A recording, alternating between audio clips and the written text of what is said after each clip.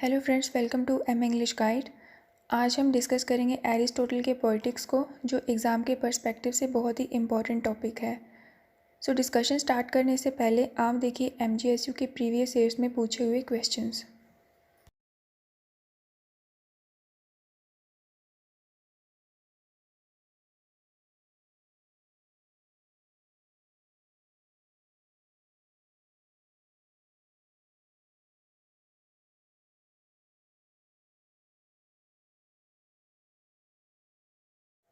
जैसे कि आपने देखा 2011 से इस टॉपिक पर क्वेश्चंस पूछे जाते रहे हैं और इस साल भी पॉसिबिलिटी है पूछे जाने की। इस चैप्टर में दो ही मेन क्वेश्चंस निकलते हैं अगर ऑब्जर्व किया जाए तो। फर्स्ट है concept of poetry and second है कंसेप्ट ऑफ ट्रेजेडी। पूछे यही जाते हैं, बस वे डिफरेंट हो जाता है पूछने का। नोट्स का लिंक आपको डिस्क्रिप्शन बॉक्स में मिल जाएगा। अभी नोट्स डाउनलोड कैसे करने हैं, आप अगर इस लिंक को डेस्कटॉप या लैपटॉप पर एक्सेस करें तो ज़्यादा इजी रहेगा, लेकिन अगर आप मोबाइल में एक्सेस करना चाहते हैं तो फायरफॉक्स या क्रोम यूज़ करना और उस पर डेस्कटॉप साइट रखना, तो इससे काफ़ी आसानी हो जाएगी आपको। इसके बाद पेपर वाले कॉलम में लिटरेरी क्रिटिसिज्म सिलेक्ट करना और फिर सेकंड कॉलम में आपको एरिस्टोटल का नाम शो हो जाएगा। आप चाहें तो पीडीएफ डाउनलोड भी कर सकते हैं या उसी पेज पर मैटर पढ़ भी सकते हैं। एरिस्टोटल की बुक डिस्कस करने से पहले हम डिस्कस करेंगे एरिस्टोटल को। ये ग्रीस के थे। एरिस्टोटल का जन्म हुआ था 384 बीसीई में। BCE means before common era और करंट एरा। एरिस्टोटल वर्ड का मीनिंग है द बेस्ट पर्पस। इनके फादर का नाम था निकोमैकस। ये पर्सनल फिजिशियन थे किंग ऑफ मैसिडोन के। उन्हें फ्रीडम थी रॉयल पैलेस में अंदर जाने की। कहने का मतलब है काफ़ी नोबल फैमिली से बिलोंग करते थे एरिस्टोटल। एरिस्टोटल ने 18 की एज में प्लेटो की एकेडमी ज्वाइन की। बाद में कुछ डिफरेंसेस की वजह से इन्होंने ये एकेडमी क्विट कर दी। इनकी शादी हुई थी पिथियास से, सॉरी फॉर द प्रोनाउंसिएशन। इनकी एक बेटी हुई जिसका नाम इन्होंने पिथियास रखा।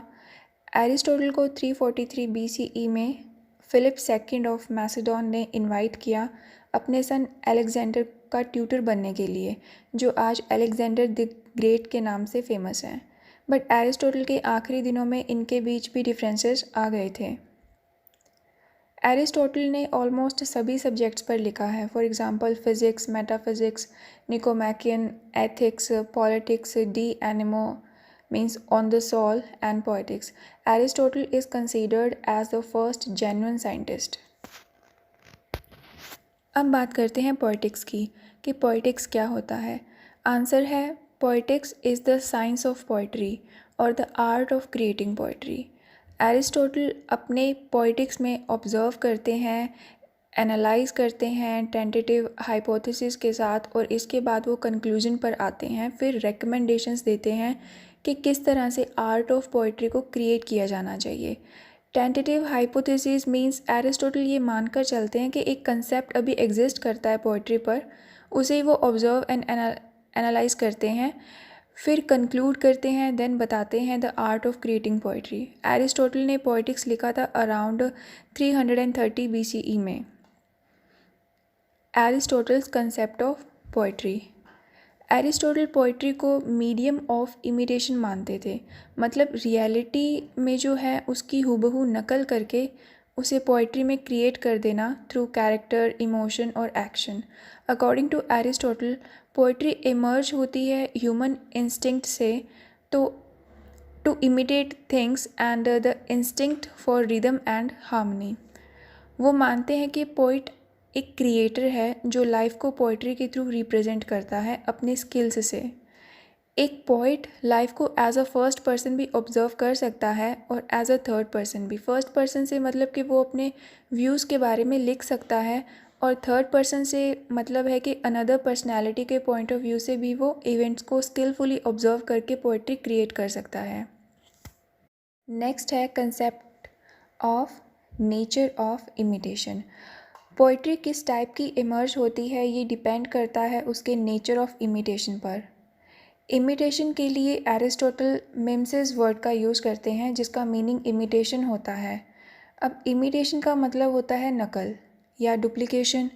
अब नेचर ऑफ मिमसिस या इमिटेशन डिपेंड करता है अपॉन द ऑब्जेक्ट, मोड और मीडियम ऑफ इमिटेशन पर, but major object of imitation is men in action according to Aristotle. कहते हैं कि आर्ट लाइफ को इमिटेट करता है, मैन को कभी बहुत अच्छा दिखाकर, कभी ना बुरा और ना अच्छा दिखाकर, और कभी एकदम ख़राब दिखाकर। और इन सब में से सबसे इम्पोर्टेंट एक पोइट का स्किल ही है जो उसे एनेबल कर पाता है मैन को डिफरेंटली रिप्रेजेंट करने में and at the same time true to life. According to Aristotle, the most important aspect of an art that matters is its goal in imitating reality as it ought to be or as it thought to be।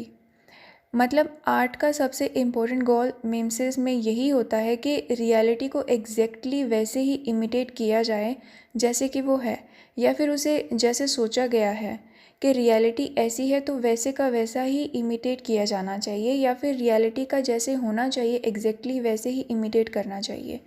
थोड़ी सी भी error अगर होने पर ये error पूरे work पर असर करती है। The type of poetry decided based on the nature of imitation, object, medium and mode of imitation।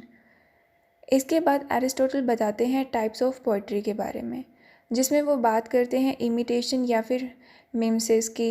ये दो टाइप की हो सकती हैं। फर्स्ट नोबल क्वालिटीज़, जिसके आगे और दो टाइप्स हैं। फर्स्ट है एपिक पोइट्री एंड सेकंड है ट्रेजेडी। सेकंड है लोअर क्वालिटीज़, जिसमें सटायर एंड कॉमेडी आते हैं। नोबल क्वालिटीज़ से मतलब है कि इसमें इंसान को काफ़ी अच्छा रिप्रेजेंट किया जाता है जैसा कि वो एक्चुअल में है, और इस तरह से रीडर खुद को उससे कनेक्ट कर पाता है। In satire and comedy reader laughs and enjoys the fun at the defects और the ridiculousness of the character and feels happiness, because वो जानता है कि वो ऐसी अजीब हरकतें नहीं करेगा कभी, और वो खुद को उनसे बेटर समझता है, और इसी वजह से वो उस प्ले को एंजॉय कर पाता है।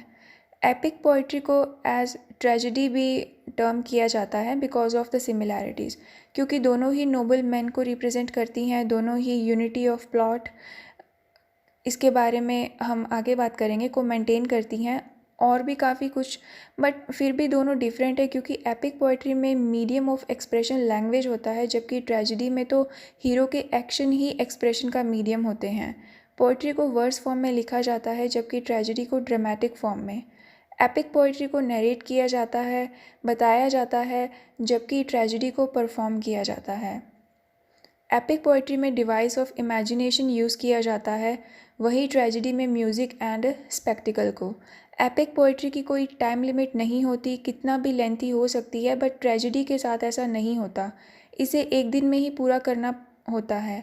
ये थे एपिक पोइट्री और ट्रेजेडी के डिफरेंस। ज़्यादा डीप में नहीं, बस ब्रीफली ही बताया है आपको, ताकि कंसेप्ट समझ में आ जाए बस। जनरली क्रिटिक्स एपिक को सुपीरियर कंसीडर करते हैं ओवर ट्रेजेडी, बट एरिस्टोटल इसके साथ एग्री नहीं करते। वो मानते हैं ऐसा बिल्कुल नहीं है, ट्रेजेडी सुपीरियर आर्ट है एपिक पोइट्री से। इसके रीज़न में वो कहते हैं कि ट्रेजेडी में वो सब कुछ होता है या हो सकता है जो एक एपिक में होता है, बट एपिक में ऐसा नहीं हो सकता। सोच के देखिए, मुझे भी ऐसा ही लगता है अब तो एरिस्टोटल को पढ़ने के बाद। नेक्स्ट है एरिस्टोटल्स कंसेप्ट ऑफ कॉमेडी। इस कंसेप्ट पर कोई रिलायबल डिटेल्स अवेलेबल नहीं है। एरिस्टोटल कहते हैं कि लाइक ट्रेजेडी, कॉमेडी भी मैन के एक्शन की इमिटेशन है, बट लोअर स्टेटस मैन की। ये मैन की अगलीनेस को इमिटेट नहीं करती, बल्कि डिफेक्ट्स एंड वीकनेसेस को इमिटेट करती है। इसे पढ़ने या देखने के बाद पेन नहीं लाफ्टर आता है, और रीडर में ये थॉट आता है कि I am better than him.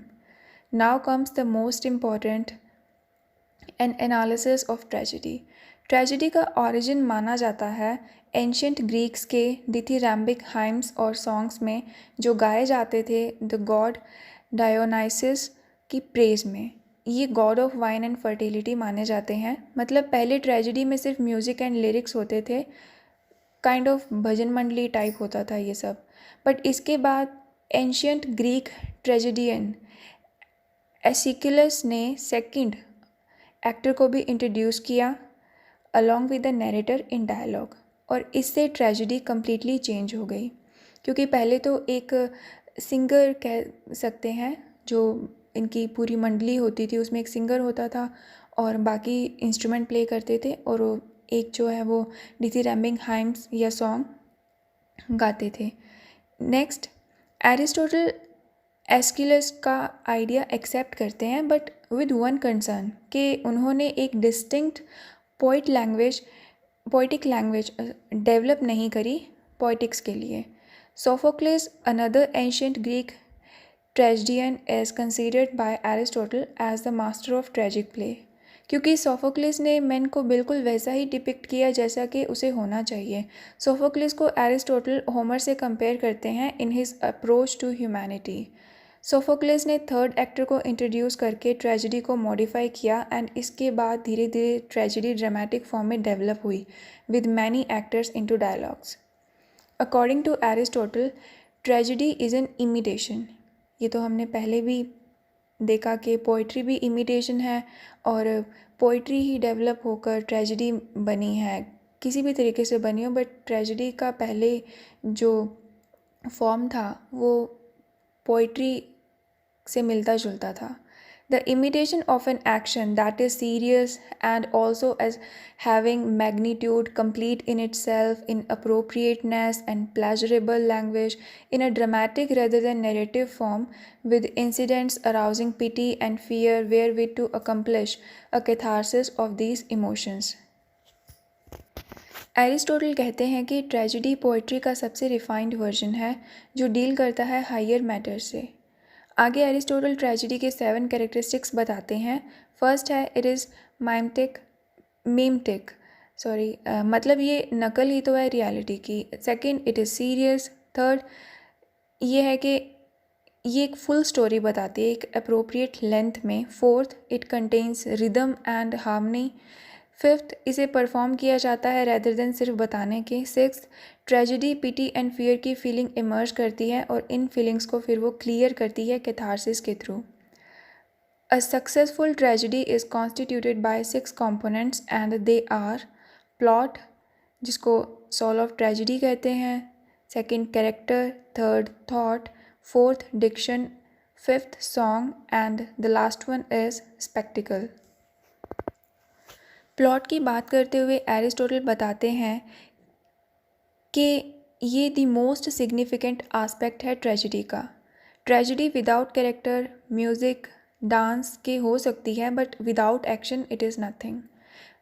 बात करें प्लॉट की, तो प्लॉट एक अरेंजमेंट होता है इंसिडेंट्स का। स्टोरी का इम्पैक्ट और पावर तभी बनते हैं जब इंसिडेंट्स को करेक्ट सीक्वेंस में इफ़ेक्टिवली अरेंज किया जाता है, अदरवाइज़ ये कुछ भी नहीं है। अब एक परफेक्ट प्लॉट के स्पेसिफिकेशन में 5 चीज़ों की बात होती है: completeness, magnitude, unity, determinate, structure या फिर डिटरमाइंड स्ट्रक्चर, यूनिवर्सैलिटी। कंप्लीटनेस से मतलब है कि प्लॉट को पूरा होना चाहिए, प्लॉट की बिगनिंग, मिडल और एंड होना चाहिए। बिगनिंग की चेन आगे होने वाले इवेंट्स से इंटरेस्टिंगली कनेक्टेड होनी चाहिए। मिडल में होने वाले इंसिडेंट्स बिगनिंग से और एंड में होने वाले इंसिडेंट्स बिगनिंग से कनेक्टेड होने चाहिए। एंड अपने पहले के दोनों पार्ट्स से पूरी तरह जुड़ा होना ज़रूरी है, और इन तीनों का अप्रोप्रिएट तरीके से सीक्वेंस में होना ही कंप्लीटनेस को प्रेजेंट करता है। नेक्स्ट है मैग्नीट्यूड। प्लॉट का मैग्नीट्यूड रेफर करता है इसकी लेंथ को। प्ले की लेंथ इतनी ही हो जितनी कि व्यूअर्स अपने मेमोरी में ईजिली ग्रैस्प कर पाएँ। ज़्यादा लेंथी प्लॉट प्ले को कॉम्प्लेक्स बना देता है और बोर भी, बट प्लॉट इतना शॉर्ट भी नहीं होना चाहिए कि व्यूअर्स कुछ एक्सपीरियंस ही ना कर पाएँ। सो एरिस्टोटल यहाँ बैलेंस की बात कर रहे हैं कि बैलेंस होना चाहिए प्लॉट की लेंथ में। नेक्स्ट बात करते हैं यूनिटी की। Means unity in the action. Means एक प्ले में भले जितने भी एक्शन हों, लेकिन वो एक सेंट्रल एक्शन से यूनाइट होने चाहिए। नेक्स्ट है well determined structure. Various events and incidents remarkably coherence में होने चाहिए। ऐसा नहीं होना चाहिए कि एक इवेंट काफ़ी लेंथी कर दिया जिसकी सिग्निफिकेंस प्ले में काफ़ी कम है और जो इम्पोर्टेंट है उसकी डिटेल्स तक ठीक से ना मेंशन हो। एक सोचा समझा स्ट्रक्चर होना चाहिए किसी भी प्लॉट का। लास्ट है यूनिवर्सैलिटी। जो भी इमिटेट किया गया है या फिर शो किया गया है उसे रियलिटी से जुड़ा होना चाहिए। अगर रियलिटी प्रेजेंट करेंगे तभी व्यूअर्स खुद को उससे कनेक्ट कर पाएंगे। आगे है second most important component of tragedy which is character. जैसा कि हमने स्टार्टिंग में डिस्कस किया था कि tragedy is the imitation of action और थॉट और emotions and these aspects belong to the man. जो ऑब्जेक्ट है इमिटेशन का मीन्स ट्रेजिक हीरो जिसके साथ ट्रेजेडी होती है। एक ट्रेजिक हीरो के action, reversal, recognition and catharsis create होने चाहिए। एरिस्टोटल फोर क्वालिटीज़ बताते हैं ट्रेजिक हीरो की। First, the tragic hero should be good, renowned and prosperous. अच्छा, जाना माना और वेल्दी होना चाहिए। सेकंड में कहते हैं कि he should be courageous and clear to everyone. Third, he should be true to life. अभी रियलिटी से मेल खाता होगा तभी तो व्यूअर्स उसे खुद से कनेक्ट कर पाएंगे और रियलिटी से भी इस तरह जुड़ा हो कि उसकी सिचुएशन और उसके एक्शंस में व्यूअर्स खुद को पिक्चराइज कर पाएँ। लास्ट वन, हीरो को अपनी क्वालिटीज़ एंड वीकनेसेस के साथ कंसिस्टेंट होना चाहिए। जैसा वो बिगनिंग में है उसे एंड तक वैसा ही रहने देना चाहिए। इसके बाद एरिस्टोटल बताते हैं हेमर्शिया के बारे में कि जब सारी एडवर्सिटीज़ जो ट्रेजिक हीरो फेस कर रहा है या एक्सपीरियंस कर रहा है due to reversal of his fortune must be due to some weakness और फ्लॉ इन हिज कैरेक्टर। कुछ ऐसी गलती जिसकी वजह से उसने गलत समझ या जज कर लिया और इसी वजह से उसकी किस्मत को बदलना चाहिए जिसे प्ले में फीलिंग ऑफ पिटी अराउज हो। यहाँ जिस ट्रेजिक फ्लो की बात एरिस्टोटल कर रहे हैं इसे ही हेमर्शिया माना गया है। ट्रेजिक इंटेंसिटी और भी बढ़ जाती है जो वो इस फ्लो के चलते अपनी नियर एंड डियर को तकलीफ़ देता है। इसके बाद जब सच का सामना होता है तो हमारा ट्रेजिक हीरो एकदम बदल जाता है सच को जानकर और इसके बाद जो उसका कैरेक्टर डेवलप होता है उसे एरिस्टोटल ने कैथारसिस कहा है, जस्ट लाइक किंग लियर का क्लाइमैक्स। Third is thought. ये तो हम जान गए हैं कि tragedy is the imitation of action और imitation of man in action. अब इन सब से राइटर क्या बताना चाहता है व्यूअर्स या रीडर्स को, उस आइडिया को थॉट के अंडर इंक्लूड किया गया है। अभी हम कैथार्टिक इफ़ेक्ट की बात कर रहे थे तो ये इफ़ेक्ट भी तो थॉट का ही प्रोडक्ट हुआ क्योंकि जब हीरो एकदम सामने आ जाता है, जो रिकग्नाइज हो जाता है ट्रुथ, उसके बाद जो फीलिंग्स अराउज होती हैं उसे ही कैथारसिस कहा गया है। Just think about it. Fourth is diction. It includes the verbal expression of the content or the subject matter of the tragic play. Nature, type, quality and aptness. Vocabulary की एकदम proper और appropriate होनी चाहिए। Short में बोलूँ तो यहाँ script की ही बात हो रही है। एक तरह से जो कंटेंट रहता है ट्रेजिडी का वो उसके फ्लो को मैच करना चाहिए। हर एक्सप्रेशन के लिए एप्ट वर्ड्स, बिल्कुल सटीक वर्ड्स यूज़ होने चाहिए। नेक्स्ट है सॉन्ग। एरिस्टोटल सॉन्ग को इंटीग्रल पार्ट मानते हैं ट्रेजिडी का। एक तरह से ये ठीक ही है क्योंकि सॉन्ग्स के थ्रू व्यूअर्स को ये फील करवाया जा सकता है कि हीरो क्या फील कर रहा है और इससे प्ले के फ्लो पर भी कोई फ़र्क नहीं पड़ता एंड इंटेंसिटी प्ले की और ज़्यादा बढ़ती है। Last is spectacled. इसका मीनिंग होता है अ विजुअली स्ट्राइकिंग परफॉर्मेंस और डिस्प्ले। एरिस्टोटल इस कंपोनेंट को ज़्यादा इम्पोर्टेंस नहीं देते क्योंकि उनका मानना है कि अगर बाकी के 5 कंपोनेंट्स पर फोकस किया जाए तो स्पेक्टिकल अपने आप क्रिएट हो जाता है, लेकिन अगर राइटर स्पेक्टिकल पर फोकस करता है तो वो कुछ भी इफ़ेक्टिव क्रिएट नहीं कर पाता। Aesthetic pleasure of tragedy. Aesthetic means beauty और एप्रिसिएशन ऑफ ब्यूटी। इसमें एरिस्टोटल बताते हैं कि reversal of the fortune due to hamartia means tragic flaw in the character of the hero, recognition of the hidden truth and catharsis means hamartia और truth के recognition से जो feeling of pity का emergence होता है। ये 3 ही integral part हैं एक सक्सेसफुल ट्रेजिडी के। First is reversal of the fortune, then recognition of the hidden truth and then catharsis. Last में कंक्लूड करते हुए एरिस्टोटल कहते हैं कि tragedy is the most refined version of poetry. Art की ट्रू वैल्यू उसकी power है जिसे वो एस्थेटिक प्लेजर प्रोवाइड करवाता है, और ट्रेजेडी तो इसमें टॉप पर है because of its cathartic effect. A successful tragedy enables human beings to be better persons. Means tragedy के थ्रू बुरे काम का बुरा नतीजा देखकर व्यूअर्स भी एनकरेज होते हैं अपने उन फ्लॉज को पैच करने के लिए। सो ये था एरिस्टोटल का on the art of poetry और पोइटिक्स। काफ़ी लेंथी था बट मैंने ट्राई किया कि मेन टॉपिक्स नहीं छूटें और ब्रीफली सब हो जाए कवर। सो आई होप आपको समझ आ गया होगा आज का हमारा topic. Thank you very much for your time.